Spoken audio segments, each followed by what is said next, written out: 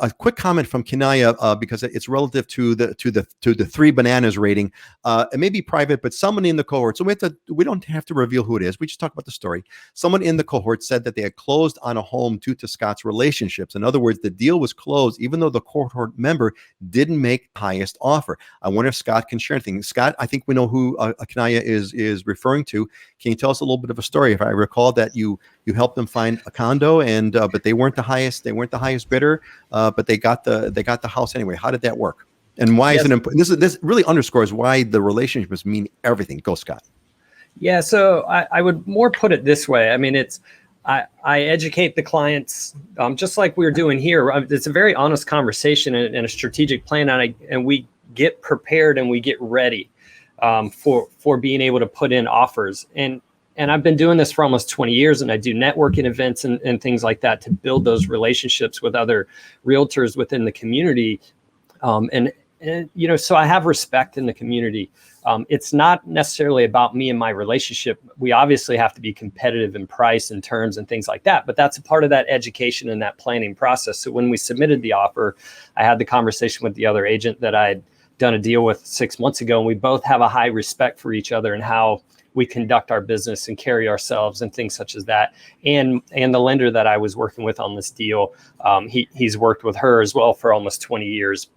So just that combination, the sellers wanted to sell. There were 6 sellers, and we weren't the highest price, and we didn't have the biggest down payment, and we didn't have the biggest appraisal clause, but they chose us because of the relationships that he knew I had prepared my client, is essentially what it got to. So he knew that my client was making a sound decision when putting in that offer, so they were comfortable being able to accept that contract. So, I want to just kind of I'll dig a little bit into that, Scott, because here's what I'm hearing, right? What I'm hearing is that, okay, it wasn't financially on paper, it wasn't the best, it wasn't the highest offer, et cetera, but you got the deal anyway. And it wasn't because of your striking good looks that you got the deal, although you do have striking good looks, especially when you wear those cool sunglasses. But it to me, it sounds like because of the relationships, because of the trust of this network, the seller inevitably must have felt that this was the best deal for them to take, despite the fact that it may not have been the highest deal or whatever. This was the best deal for them net-wise, in terms of pain, in terms of ease of transaction, ease of close, all those things all added up to this was the best deal. It's not just about the money. There's a lot of other things, and those other things need relationships to come out. That's kind of what I'm catching. Yeah, exactly. The listing agent went to bat for us is what it came down to. And it was because of all that, because of the experience and things. Now, we kind of touched on this topic last week a little bit at our last show when we talked about a sort of a survival guide to the current market. Heidi was not there. So I kind of wanted to, Heidi, I want to ask you a question. Is that, one of the things that we brought up at the last show was that, and Scott just kind of re-illustrated that the importance of relationships and why you really kind of want to work with somebody who's got a good network and kind of built up. I hate to put you, I don't want to put you on the spot, Heidi, but you're pretty good about this kind of stuff. Do you have a story?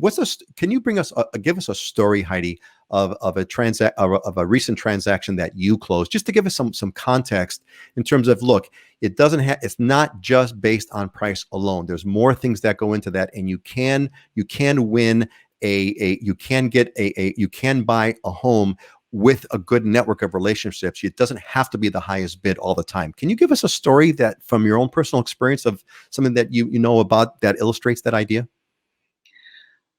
Well, I think what I can share is kind of why that is too, because your first thought might be, well, why wouldn't the seller just want the highest price? But for the seller, there's also an added cost in a transaction when they pick the wrong offer, and then that buyer is difficult to deal with, or that buyer cancels, and then they go to another buyer, and then that buyer cancels, and then people start to think something's wrong with the property. And I've definitely had that happen. I've experienced this on Maui where I feel like my buyer's offer was selected because they knew that I was educating the buyer about the property and had experience selling at this property. especially with oceanfront properties and vacation rentals, I mean, sometimes people are looking online, they're not really familiar with what they're buying, and then they get in contract and cancel. And that can cost the seller time and money too. So, I mean, that's why it is really important um, from a seller standpoint to look at not only the price and terms, but how educated are these people about the property? How likely is this transaction going to close? Because that ultimately benefits the seller in the end. So, I mean, I think that's why it's really important. Actually, something that you just brought up, Heidi, maybe made me realize something that Dylan has mentioned several times, which is that the Hawaii, the standard contract for real estate in Hawaii significantly favors the buyer. The buyer can basically kind of back out, kind of anywhere along the way. So I can definitely see huge value. This kind of really ties it in for me now. I just got my big aha moment here that, knowing if the seller knows the buyer and the buyer's agent, and they know that the buyer's agent has educated the buyer, which means that their chance of backing out of the transaction is low. That's got more value than just the price, because you could always back out. But if you're working on the other side and it's going to be solid, it's a solid offer, you're not going to back out on it. That kind of really changes everything. Dylan, is there anything you want to add to that to this conversation? Yeah, a couple of things. One. I think it was a week ago, my brother wrote an offer on a house that had 10 offers and got the offer accepted, mainly based on writing a good offer, but also having a relationship with that listing agent. Because in a multiple offer situation for a seller, it's an overwhelming situation, right? You got 10, 14-page offers to look at with all of these different terms.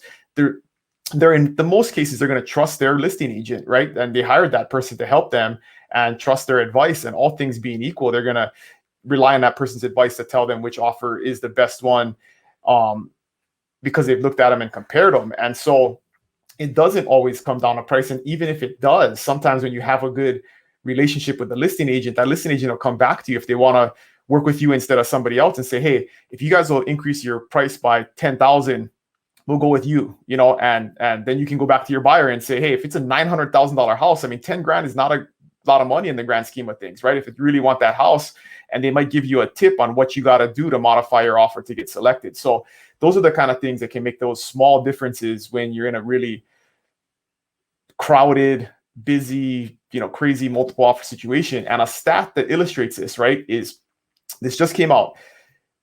91% of real estate commissions are collected by the top 50% of realtors, right? So the bottom 50% of realtors are fighting over 9% of the real estate commissions. And so what that means is that when you're in that bottom 50%, nobody knows who you are or what you do, or even if you do it full time, because there's a lot of people that have a license that may do 1 or 2 deals a year. So the reality is a name on the bottom of your contract of who your realtor is matters. I mean, that's one of the many things in the contract that matters. But when you're somebody that the other agent on the other side knows, likes, and trusts, and knows it'll do your job, right? That you don't have another full-time job and you're not going to answer the phone and do the inspections and meet the deadlines and all the things that got to happen through the process, that stuff makes a difference. So absolutely, the relationships can be a determining factor.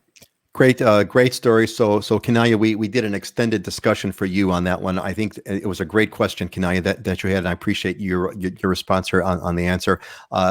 This is a big deal for everybody, especially now the stakes are higher than they've ever been in. I appreciate you guys all rolling this out.